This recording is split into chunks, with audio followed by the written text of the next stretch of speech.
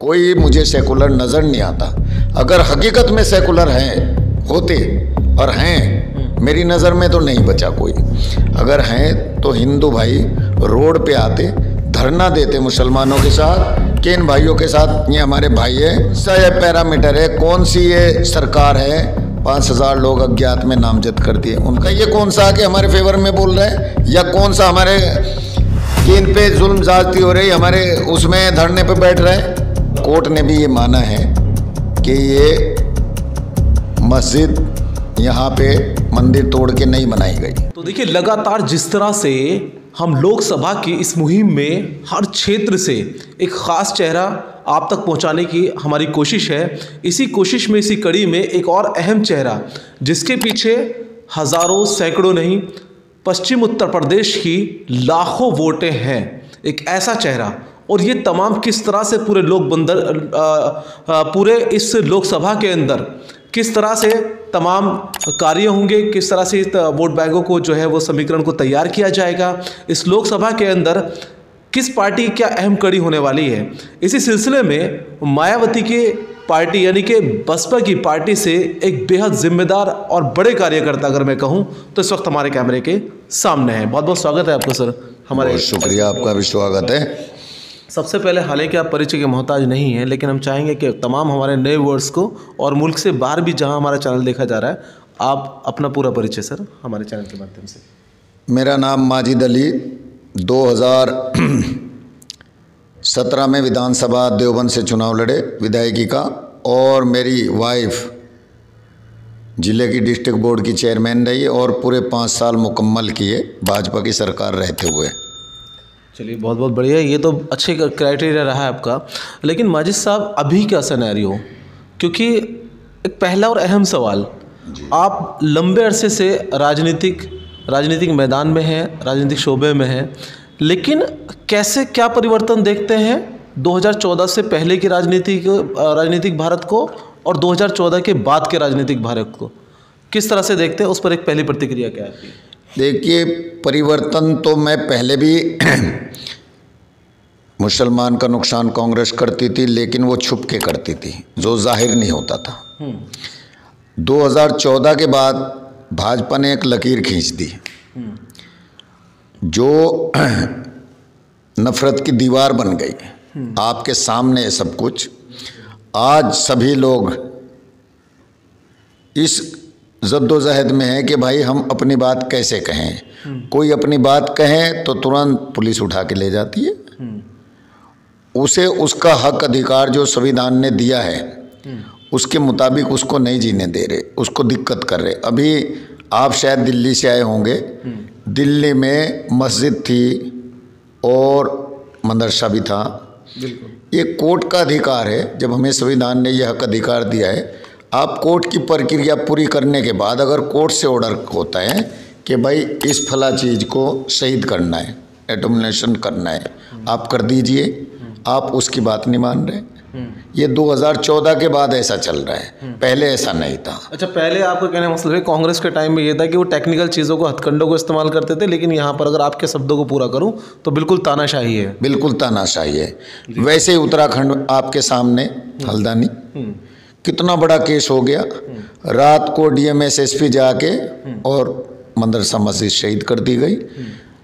अगर कोई चीज़ पहले तो गलत, मदरसा मस्जिद बनती नहीं, लेकिन इन्हीं की बात बड़ी कर दी तो कोर्ट का जो सिस्टम है, जो न्यायपालिका हमारी है, जो संविधान ने सबको हक अधिकार दे रखे, उसके मुताबिक उसकी प्रक्रिया पूरी करने के बाद तब इस पे आओ कि भाई इसे शहीद करना है, तोड़ना है, उसे नुकसान पहुंचाओ।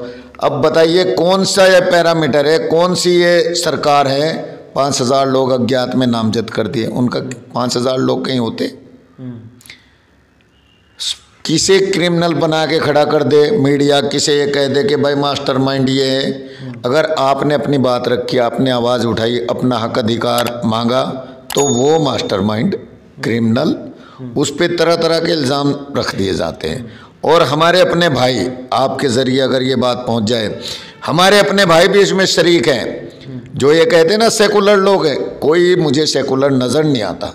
अगर हकीकत में सेकुलर हैं होते और हैं, मेरी नज़र में तो नहीं बचा कोई। अगर हैं तो हिंदू भाई रोड पे आते, धरना देते मुसलमानों के साथ कि इन भाइयों के साथ, ये हमारे भाई हैं, हम हज़ारों साल से साथ रहते आ रहे हैं, हमें कभी एक दूसरे ने तकलीफ़ नहीं पहुंचाई, हम इनके साथ ये जुल्म ज़्यादती बर्दाश्त नहीं करेंगे सरकार की, जो ये इन पे जुल्म हो रहा है हम इसके खिलाफ है। बताइए कौन आ रहा है? तो कहाँ सेकुलर? एक भी तो नहीं है। आपने देखा कि देश भर ने राम मंदिर मुद्दे को देखा, देश भर ने जो है बीजेपी के आने के बाद 370 को देखा, देश भर ने वो तमाम पेंडिंग काम देखे जिनको उससे पहले ये कहा जाता था कि सिर्फ जुमलाबाजी है, राम मंदिर का मुद्दा कभी नहीं ख़त्म होगा। और इससे क्या लगता है कि एक बड़ा वोट बैंक जो कहीं ना कहीं मायावती जी का था, वो शायद दलित समाज वो भ्रमित होगा और आपके लिए एक बड़ी फाइट सामने आने वाली है। क्या लगता है आपको? देखिए 2022 में भी यहाँ की लिस्ट निकाल लीजिए, जो बहुजन का वोट है वो हाथी पे ही पड़ा है, वो बहुजन के साथ है, उसमें एक वोट भी इधर उधर नहीं है, पूरा वोट पार्टी के साथ है। और रही बात राम मंदिर की और अदर जो आपने बताई, वो कोर्ट का फैसला है और कोर्ट ने भी ये माना है कि ये मस्जिद यहाँ पे मंदिर तोड़ के नहीं बनाई गई और आस्था के आधार पे वो फैसला दे दिया। सब ने इस बात को पहले ही तस्लीम कर लिया था कि जो भी कोर्ट का फैसला आएगा वो मान्य होगा, तो उसमें सरकार का कुछ नहीं है। वो तो कोर्ट ने जब आस्था पे वो रख दी, फैसला सुना दिया, तो उसे तो हमने माना है ना, कोर्ट के फैसले को। भले ही हमारे अंदर जख्म है, दर्द है, लेकिन हमने कोर्ट को सर्वोपरि रखा, वो तो अलग मैटर है।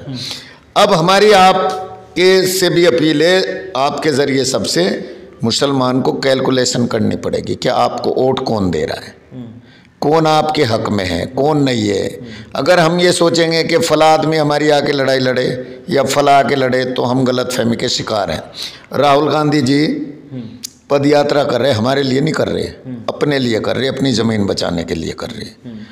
अखिलेश यादव जी जो भी कर रहे अपने लिए कर रहे, मुसलमान के लिए नहीं कर रहे। मुसलमान को इस भ्रम से बाहर आना पड़ेगा। हमारे लिए अगर करते तो हमारी मस्जिद शहीद ना होती, हमारे मदरसे शहीद ना होते और हमारे पे जुल्म ज्यादती ना होती। बताइए कौन सा आके हमारे फेवर में बोल रहा है, या कौन सा हमारे कि इन पे जुल्म ज्यादती हो रही हमारे उसमें धरने पे बैठ रहे हैं।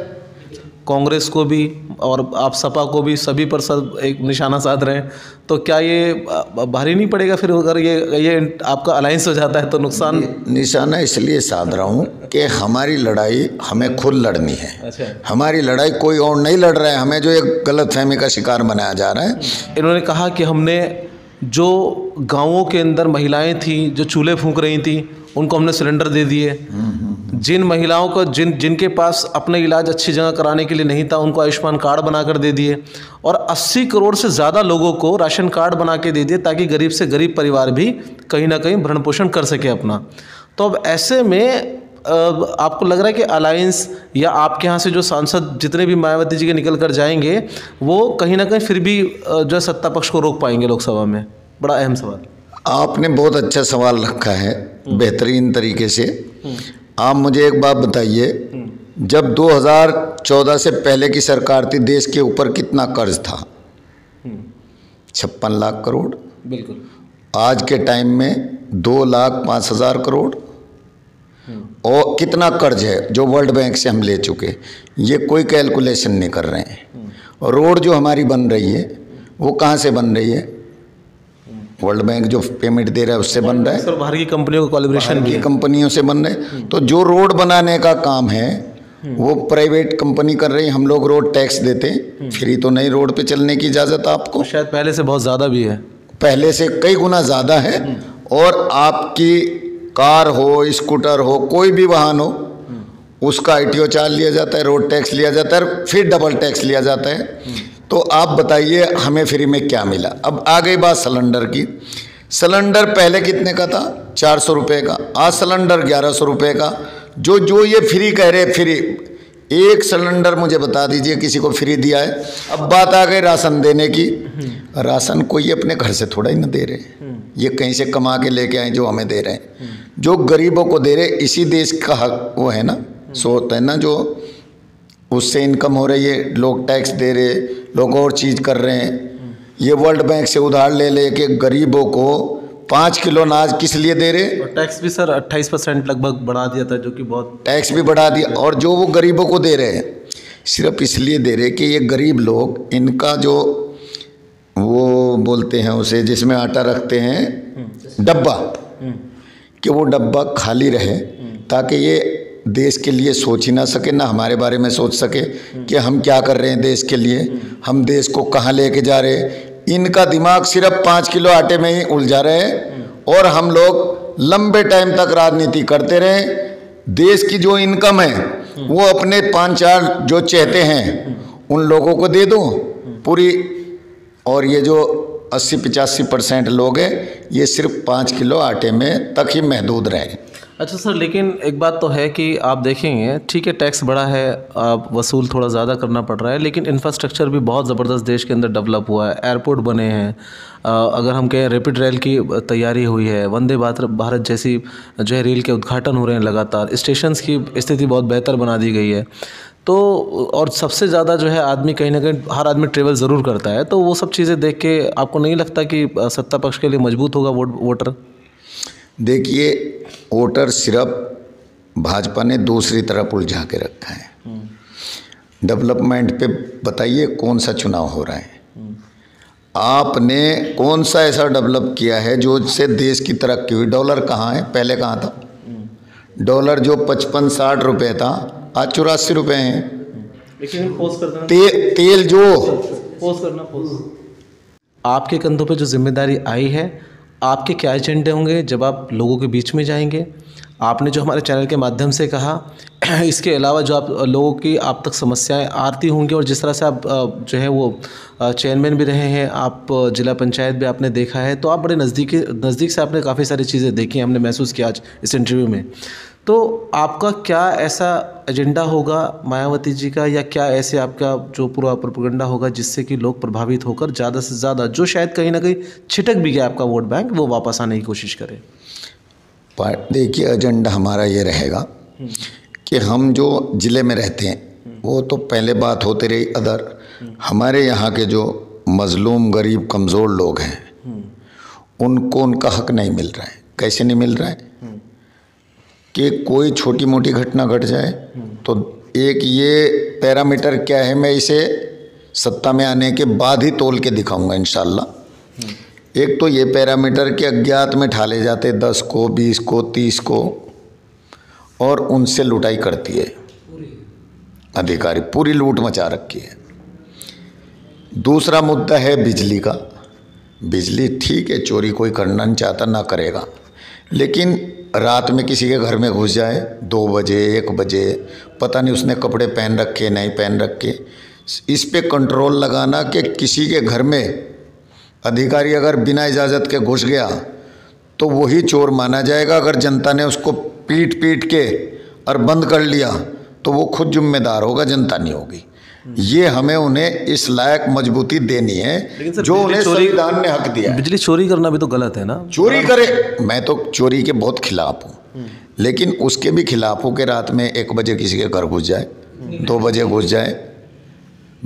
चोरी किसी की भी हो, बिजली की हो, पानी की हो, किसी भी चीज़ की हो, उसे हम कंडम करते हैं, उसका विरोध करते हैं पूरा, लेकिन इसकी भी तो हम सपोर्ट नहीं कर सकते कि तुम अधिकारियों घर में घुस जाओ। सर नोएडा तीसरी बात एक और सुन लो, एक मुद्दा चल रहा है कि भाई धार्मिक स्थल पे माइक में, चाहे हिंदू हो, मुसलमान हो, सिख हो, ईसाई हो, कोई हो, कि वो अपनी धार्मिक जो भी उसकी परंपराएं हैं उस माइक के माध्यम से नहीं कर सकता, वो नहीं कर सकता।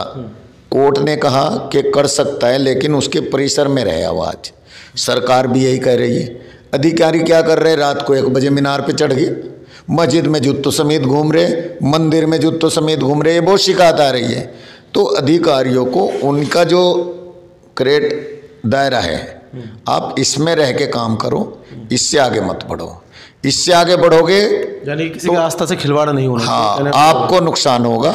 सरकार देखो, लोकतंत्र में आप पुलिस में चले गए या कोई और महकमे में चला गया या कुछ और कर रहा है, मैं राजनीति कर रहा हूँ, तो हम सब को मिलके ही तो देश को आगे बढ़ाना है। या ये करना है कि आप सरकारी सिस्टम में चले गए तो बस तुम्हारी चलेगी और हम लोग सब नहीं, सभी बेकार हो गए। पिलरों को बराबर अपनी जिम्मेदारी सभी को जिम्मेदारी लेनी पड़ेगी।